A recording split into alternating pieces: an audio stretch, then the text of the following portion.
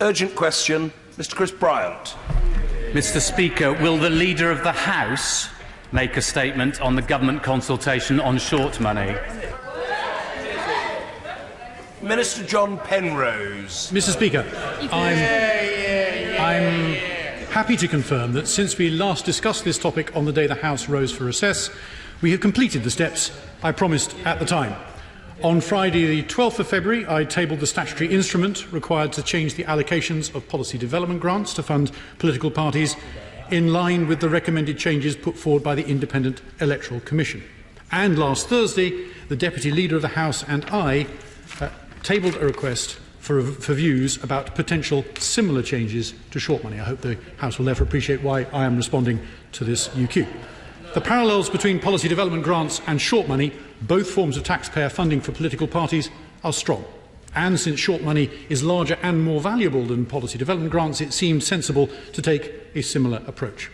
The request for views asks some important questions. For example, the cost of short money has gone up by 50% since 2010, and by a whopping 68% by the end of this Parliament if nothing is done. At a time when everybody else outside Westminster has had to tighten their belts, why should politicians expect to be treated differently, feathering their own nests at taxpayers' expense? The rises in short money are linked to the retail price index inflation every year. But benefits claimants get rises linked to the lower consumer price index inflation each year. So how can any politician look their constituents in the eye and say they deserve a bigger rise every year than someone who's looking for a job or on a pension or living with a disability? The rises in short money are also linked to the number of votes cast at elections. This has contributed this year to an enormous 30% increase, from £7.25 million in 2014-15 to almost £9.5 million this year. How can this be justified when many vital public services are having to cope with cuts of 19%? Short money is also notably untransparent. It is taxpayers' money after all, but there is no requirement to publish details of how it's spent. There are, rightly, requirements on the parallel policy development grants and on pretty much every other area of government funding too. How can it be right, in the modern age, for politicians to expect to be bunged a load of hard-earned taxpayers' cash, more than £35 million in total since 2010 for the Labour Party, for example, without at least explaining how it gets spent? And finally, Mr. Speaker, the distribution of short money between parties throws up some pretty odd results. For example, UKIP, with one MP, gets £688,000, although the honourable gentleman has, in an impressively principled stand, turned some of this down. While the Greens, also with one MP, get less than a third of that. Clearly, it makes sense to ask whether this can be improved. So, Mr. Speaker, these are important questions which need to be answered. The request for views runs until March the 7th, so there is plenty of time for everyone on all sides of the House to submit their views and opinions. And there will also be plenty of time for us to debate these issues here or in Westminster Hall if anyone wants. We're already off to a flying start, Mr. Speaker, with this second UQ, and I will take contributions from everybody here today in the spirit of constructive submissions and suggestions in answer to the questions which the request for views has raised. Mr. Bryant. Mr. Speaker, that's all very well, but short money has absolutely nothing to do with the Cabinet Office. It is House business, not government business. The whole point is that it enables Parliament to do its business properly. The accounting officer is not the permanent secretary of the Cabinet Office, it's the clerk of this House. And the Leader of the House should be here doing his job properly and answering questions. Can this Minister confirm that any changes will have to be debated and voted on the floor of this House? Can he confirm that because this is House business, it will not be subject to a government whip? This is the shoddiest consultation, so-called consultation, I've ever come across. It deliberately forgets to mention that short money is linked to how many seats and how many votes all the opposition parties got at a general election. So the main reason that short money has increased in 2015 is because this government has a much smaller majority than the Labour government or the coalition government, and the opposition parties got more seats and more votes than in previous parliaments. Can the Minister confirm that, contrary to what he says, this isn't a 19% cut? With inflation, it's a 24% cut. How can that be right when the Chancellor has increased the cost of his political office to the taxpayer by 204%? Or is there one rule for the opposition and quite another for the government? The Minister said last time that the cost and number of taxpayer-funded Tory special advisers, the only bit of this that he is responsible for, is coming down. But that's not true either, is it? Since the general election, that figure has gone up. So will the government be taking a 19% cut on the 1st of April? No, I don't suppose they will. The consultation, published in the half-term recess, he should be ashamed of himself, allows just 11 working days for responses and then seems to intend to implement a decision less than 3 weeks later. Will that give time for the 2 Conservative-chaired select committees that have expressed an interest in doing inquiries to complete those inquiries? I don't suppose it will. That's another affront to this House. Fair-minded people will conclude that this government is developing a nasty authoritarian streak and that an overweening executive wants to crush all opposition because they're afraid of scrutiny. When we were in government, we trebled short money and the Tories didn't hesitate to bank £46 million. So we won't take any lessons from the Minister. When I was Deputy Leader of the House in 2009, some people suggested we should cut short money for the Conservative Party because other departments in government were facing significant cuts. We said no, democracy is worth protecting. This isn't a consultation on cutting the cost of politics. We'd welcome that. It's a pernicious ultimatum, and the government should withdraw it unless it's prepared to put SPADs on the table as well. To quote the Minister himself, why should the government be treated any different from the opposition? Feathering their own nest, that's what they're doing. Minister John Penrose. Well, Mr. Speaker, I'm happy to reassure the honourable gentleman that the cost of SPADs, as I mentioned when we last met to discuss this, has fallen since the general election. I would also point out to him that the request for views is entirely clear about the various different causes of the rise in short money, and it also asks for consultation, views and expressions of how it might be amended point by point. So I'm afraid he's quite wrong about the way that the request for views is done. I would also further point out, Mr. Speaker, that even if there are no changes to some of the proposals in the request for views, that the Labour Party will still receive more funding in real terms than the Conservative Party did in 2009-2010, and they will receive an estimated £11 million of taxpayers' money over this Parliament. And there will be no real reduction in cash terms, in fact a small increase in cash terms even after a 90% cut compared to 2014-2015. Mr. Speaker, I was hoping for a more constructive response. I was hoping for a more balanced response. I was hoping for something which I could use as a set of proposals to respond to the request for views. I'm afraid that that has not been what we've had, and I deeply regret it. I hope there is still time for us to move forward in a more constructive fashion. Mr. Jenkins. Thank you, Mr. Speaker. Can I thank my honourable friend for launching a consultation which we have to confess seemed to be lacking earlier in this process, and that is obviously a step forward. I think it is legitimate to ask the question whether it costs more or less to run an opposition, depending on how big the majority of the government is. The official opposition is a function that should be carried out regardless of the number of seats that it has.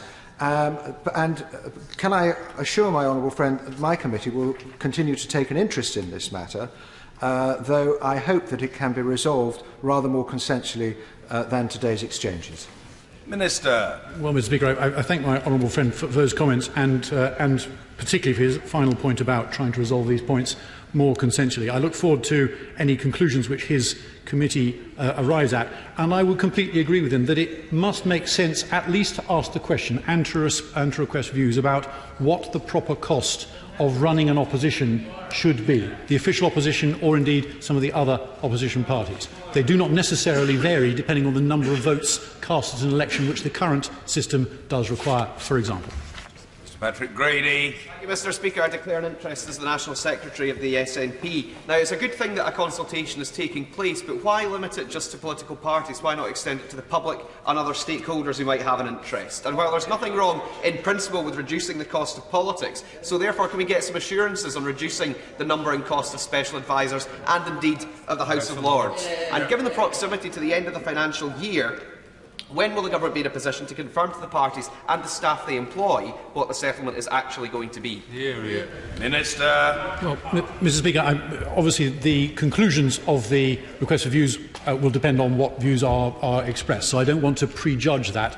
We will, however, want to move promptly and swiftly to make sure that any staff who might be affected by any changes that are announced have maximum time for planning, and certainty is around as soon as it can be. John Glenn. Thank you, Mr. Speaker. I regard short money as a critical part of our democracy, but given the comparison, the realistic comparison with special advisers and the steps that this government has taken to have transparency around the publication of salaries of senior special advisers, does the Minister not think that it is appropriate for the opposition to have greater transparency around the salaries of their senior appointed researchers? That's the point. Mr. Speaker, my honourable friend who was involved with administering, I think, both short money and policy development grants before he came into this House, knows whereof he speaks. And I think he is absolutely right that it is essential that we demand the same degree of transparency on taxpayers' money for all areas, and that should include not just the cost of supplies, which is already transparent, but also what money is being spent by both policy development grants and also short money equally. Mr. Tom Brake. I have no problem at all with the transparency that has just been asked for. The Minister is a decent man, but I think he's been tasked with doing someone else's dirty business. What he's proposing isn't actually about the cost of politics, because if it was, he'd also be proposing a cut in the budget for special advisers. This is actually about gagging the opposition. Will the Minister scrap this rushed consultation, abandon the attack on the scrutiny of government, and look again at how the cost of politics can be reduced by including, for instance, chopping the budget for special advisers?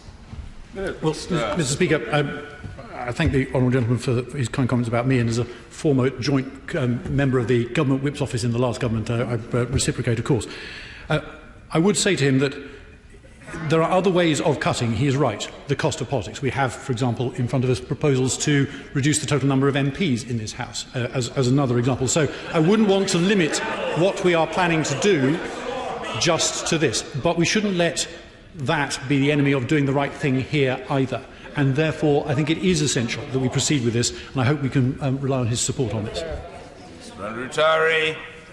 Having had a hand in the creation of the policy development grant and also arguing vigorously for short money increases when we were in opposition, I feel that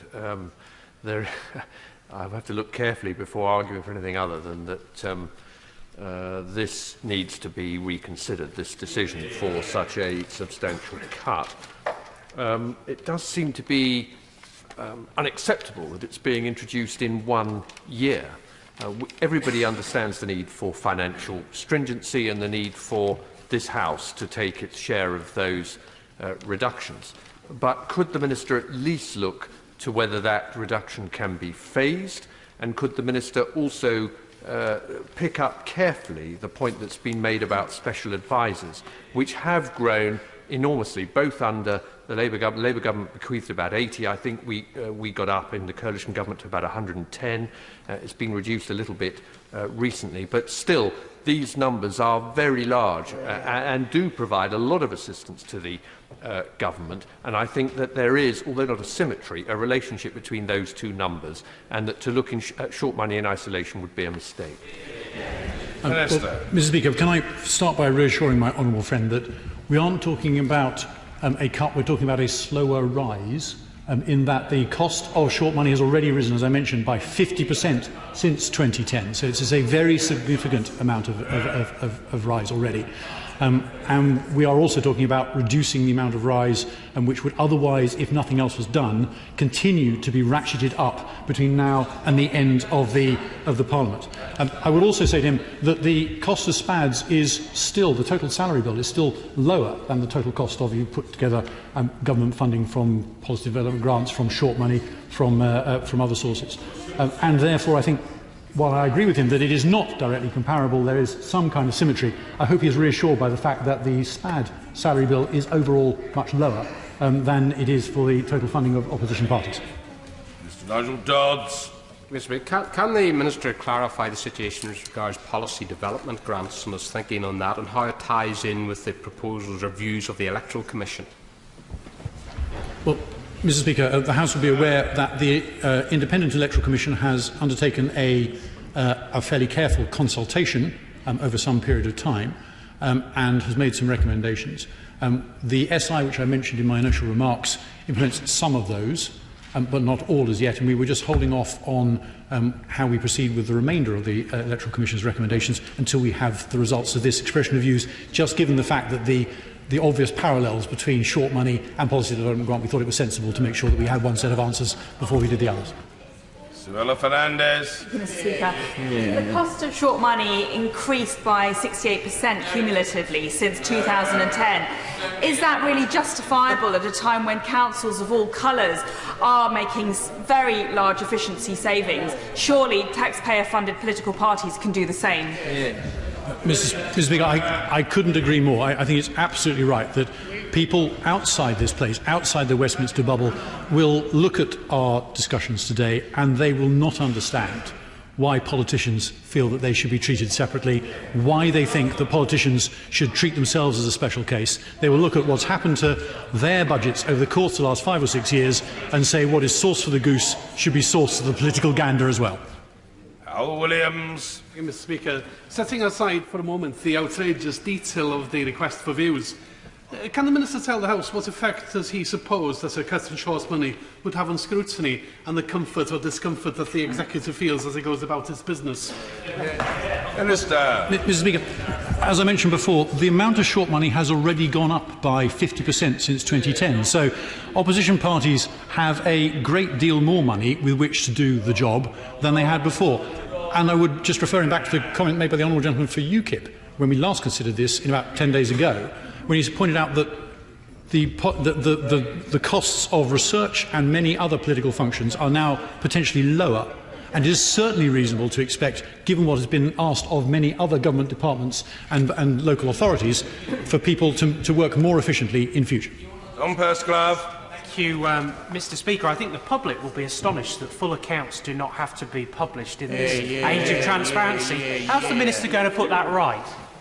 I devoutly hope, Mr. Speaker, that the result of this will be an increase in transparency. We already have improved transparency on pretty much every other area of taxpayer-funded spending. We already have transparency which is far better than it is for short money on policy development grants, a very similar kind of grant. And therefore, Mr. Speaker, I think it is increasingly out of step with the modern world for us to assume that short money should somehow be magically exempt. Dr. Alistair MacDonald. Thank you very much, Mr. Speaker. I would challenge the Minister, if I might, Mr. Speaker, because I don't see this money as being for politicians. It's for our staff and for our support teams. And it's essential that we have that staff and support teams so that we deliver and deliver well for our constituents and those people that we serve. Transparency is not an issue. None of us that I'm aware of in this House will dispute transparency, and any moves towards transparency would be broadly supported. But the problem is this. My arithmetic seems to have gone awry here, because my figures tell me that in 2010 the Chancellor employed 4 special advisers at a total cost of $230,000. Today he employs 10 special advisers at a total cost of $700,000. That's a 204% in my arithmetic, and maybe I'm wrong. But how can the Minister defend a 24% cut to those of us that are trying to make things work and a 204% rise for those in the Chancellor's office. The Chancellor's SPAD team, Mr Speaker, now costs more than the total cost of policy development grant given to all of us here. The DUP, Plaid Cymru, Scottish National Party and the SDLP. The Chancellor gets more than we get.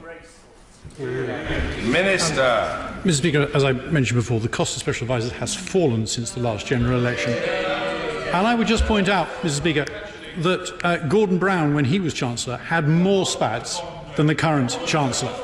When he was Chancellor, had more SPADs than the current Chancellor, and that the average salary of a special adviser is currently £2,000 less than it was under Gordon Brown's government in 2009. Ed Arger. Thank you, sir. Short money quite rightly exists to enable opposition parties to undertake scrutiny and parliamentary duties. Therefore, many of my constituents will find it hard to understand the funding received by Sinn Féin when their members neither attend this House nor participate in its activities. Will my honourable friend undertake to look at this anomaly? Well, Mr Speaker, the funding received by Sinn Féin has for a long time been treated as a separate but parallel consideration subject to a separate resolution of this House, and I would expect that to continue and to receive separate special consideration as a result. Mr Douglas Carswell.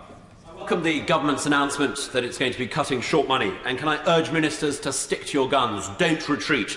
The sight of special pleading from political parties wanting to get their hands on taxpayers' cash is disgraceful. Can I urge ministers not only to slash short money, but to insist that all political parties publish fully audited accounts of what they spend that short money on, as my party will be doing at the end of this year, so we can see the hotel bills and what it is they spend that taxpayer money on precisely.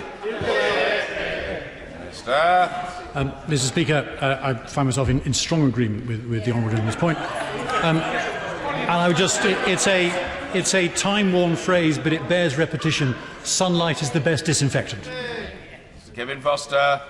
Thank you, Mr Speaker. I'm sure the Minister will agree that it's vital the government secures value for money.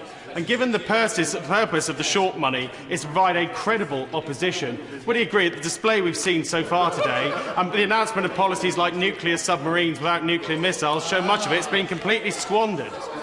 I hesitate to follow my honourable friend down such a path. But if the purpose of short money is to provide a credible opposition and it has gone up by 50% since 2010, perhaps we now have an incredible opposition instead. Mr David Winnick. Since with one exception, which we've just heard, there is such a strong feeling on the opposition benches for what the government is intending to do is to undermine the work of opposition, would it not be sensible to do what was done originally when short money was introduced, namely to have constructive talks with the opposition with no ultimatum in the beginning in order to reach a fair settlement? Well, Mr Speaker, I had rather hoped that this request for views would elicit a strong and perhaps constructive response. I'm afraid that hasn't been visible so far, but I nonetheless hope that it perhaps may change between now and the end of the period of the request for views. I would also point out to him as well that because we are facing a deficit, time is pressing and we have less fiscal slack to play with. Mr Andrew Bridgen. Will these short money reforms mean that the party opposite have to name and give the salaries of their special advisers, in particular those special advisers who write the Leader of the Opposition speeches? Because although I don't know their remuneration, I think they're hugely overpaid.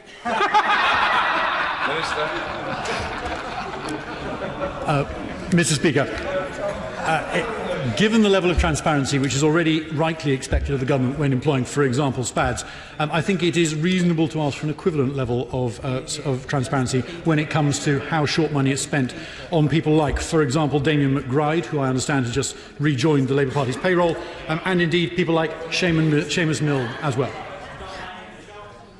Justin Madders. Thank you, Mr Speaker. The Minister talks a lot about savings to the taxpayer, but can he confirm that any savings that will be made by these proposals will in fact be dwarfed by the extra cost to the public purse as a result of the Prime Minister's prolific rate of appointment to the other place? Now, Actually, Mr. Speaker, the cost of the House of Lords, I'm told, is falling, even while its numbers are rising. And so, therefore, the cost of the public purse will be reduced as a result of the changes that are happening at the other end.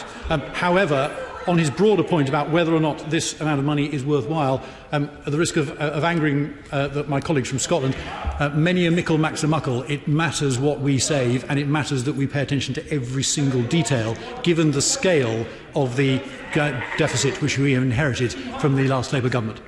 Mark Spencer. Thank you, Mr. Speaker. I hope the Minister would recognise there appears to be consensus in the House around transparency. So would it be fair enough to, given that the government has reduced its travel costs within its time in government, that the opposition should actually publicise its travel costs and claims for special advisers running up and down the country? Minister. Mr. Speaker, an intriguing proposal. I will take it as a constructive suggestion for the request for views, and I thank him very much for it. Julie Elliott. Speaker, given the increase in costs since 2009 of SPADs by some 56%, the proposed cut in the short money of 24% over 4 years is disgraceful. Isn't the Minister ashamed of his government's attack on democracy and scrutiny in this House? Minister. Well, Mr. Speaker, I think we've already covered these points. The level of short money has gone up by 50% already. It's gone up by 30% in the last year. I think people listening to these exchanges will be asking themselves, how much does it cost to run an opposition, and why do politicians feel that they are so much more deserving of cash than, for example, benefits claimants whose money has not risen anything like the same speed? Dr. Matthew Offord. Thank you, Mr. Speaker. Given the public's perception about the performance of the Leader of the Opposition, perhaps we should just take the opposition money away completely. Mr. Speaker, I will take that as a suggestion and a proposal. I suspect probably that the weight of views across the House may be rather against that, and that people do feel there is a place for short money if it is properly reformed, in the same way as there is a place for policy development grant, in order to make sure that an effective opposition, properly funded, not excessively funded, can function. Margaret Ritchie. Thank you, Mr. Speaker. Again, I'll ask the question. With the cost of government SPADs rising, would the Minister concede that a disgraceful 24% cut to opposition parties' scrutiny funds is a case of double standards and an impediment to the scrutiny by the opposition parties of the executive? Mr. Speaker, I'm afraid I would respectfully disagree with the honourable lady, if only because the cost of SPADs, as I mentioned before, has fallen since the general election, and the cost of SPADs will still remain lower than the total funding for opposition parties. Mr. Christopher Pincher. Mr. Speaker, spending short money is unnecessarily opaque. So in his consultation, will my honourable friend seek representation from senior and numerate members of the opposition, such as the member for Hull West and Hessel, Nottingham East and East Lothian, as to whether they think that the taxpayer, and indeed their own party, gets value for money from the likes of Seamus Mill? Well, Mr. Speaker, I will take submissions from any member of this House on any side of this House as to what would be what would involve good value for money. But I think he's absolutely right to focus on this question: what is value for money? How much does it cost to run an opposition office? And can we make sure that it is done as efficiently as possible with taxpayers' cash? Mrs. Helen Goodman. Thank you, Mr. Speaker. The fact is that the number of special advisers has gone up to 96. The Prime Minister has appointed a record 236 peers to the other place. Meanwhile, the government has introduced the Lobbying Act, is attempting to gag the trade unions and is cutting the short money. This shows that the government is not interested in cutting the cost of politics. It's absolutely clear they want to silence any opposition in this country. Well, Mr. Speaker, I'm afraid I don't accept the premise of the honourable lady's question at all. I mean, we are at the same time proposing to cut the number of MPs in this place, so we are very serious. It's not an easy thing to do. Very serious about cutting the costs of politics, and I therefore hope that people will, in that spirit, contribute to this request for views in a constructive fashion. Mr. Paul Maynard. Does the Minister agree with me that my constituents at least have the right to see as much transparency as possible in how short money is being spent? Because for all they know, it could be being used by honourable members to help them write their books. Minister. Mr. Speaker, I'm sure that the opposition, any of the opposition parties, would not spend money, taxpayers' money, in such a disrespectful fashion. But of course, they will have nothing to hide, and therefore I'm sure that nobody will be at all concerned about proposals for increased transparency. Paula Sheriff. Mr. Speaker, can the Minister confirm this will have to be done by a resolution of the whole House? And if so, does he have a date in mind for such a resolution? Mr. Speaker, the parliamentary process is as usual on these things, so there will have to be a proposal which has, for the SI, which has already been laid for policy development grants, that can be either passed or prayed against in the normal way. And when we come up with proposals for short money, it has to be passed by a resolution of this House. She's absolutely right. Mr. Jake Berry. Thank you, Mr. Speaker. Will the Minister confirm that during the consultation he will specifically look at protecting and supporting the interests of minority parties? They have a hugely important role to play in this Parliament, especially when we have such a divided and weak official opposition. Minister. Well, Mr. Speaker, I gave in my initial remarks an illustration of some of the peculiarities in the distribution of short money. And I illustrated it by comparisons between the money received by UKIP and the Greens, but there are other examples, and many members on the smaller opposition parties will be able to quote me examples about why they feel they're either being remunerated or over-remunerated, depending on who they are. And therefore I think it is certainly sensible for us to ask the question about how that can be improved and whether or not the basis of allocation can be made better. Andrew Gwynn. Thank you. Cutting the cost of politics, the Minister says. Cutting the number of elected MPs while stuffing the other place full of his mates. Cutting support to opposition parties whilst greatly increasing the number of special advisers in government. If he wants to cut the cost of politics, can he tell this House why the Conservative Party has claimed £1.27 million since 2010 in policy development grant? Well, Mr. Speaker, the allocations of money as per policy development grants are based on recommendations from the Independent Electoral Commission, not by proposals from the government. And I would also point out to him that we are practising what we preach, because in previous years the allocation of policy development grants to the Conservative Party has been scaled back. We have handed some of that money back for precisely the reasons that I described earlier about wanting to cut the cost of politics. Robert Jenrick. Mr. Speaker, with a national debt of £1.5 trillion, or £24,000 for every man, woman and child in this country, and some government departments making heroic efforts to cut back-office functions, like the Ministry of Justice that is cutting 50% of its back-office functions, what possible signal does it send out to the country and the civil servants doing those jobs to see some political parties refusing even to engage with sensible reforms of their own funding? Mr. Speaker, I couldn't agree more. The general public will not understand why politicians feel that we should be a special case. They will look at this and listen to this debate and say, why should these guys think that they are in any way deserving of better treatment than people who are on benefits and struggling with a budget? Why should they get a special deal? Diana Johnson. And I don't think the general public will understand why in the Cabinet Office there are 50 press and communication officers. In the Ministry of Justice there are 42 external communication officers. So shouldn't the government start to cut its own, tighten its own belt and cut its own cloth first? Yes. Mr. Speaker, the government is putting its own house in order. We have made dramatic savings in the public sector over the course of the last Parliament, and we are continuing to make further savings across the whole of government, 19% for unprotected departments in this Parliament too. So I would respectfully refute the honourable lady's starting assumption.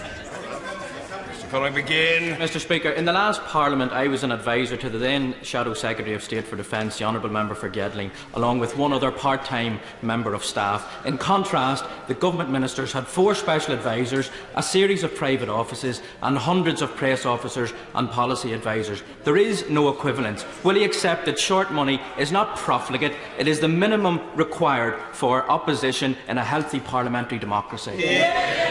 Well, Mr. Speaker, if it is the minimum required for sensible opposition, then perhaps the honourable gentleman can answer why it is so much higher now than it was 5 years ago in real terms, and why it is so much higher or would be even still higher than it was in 2014-15.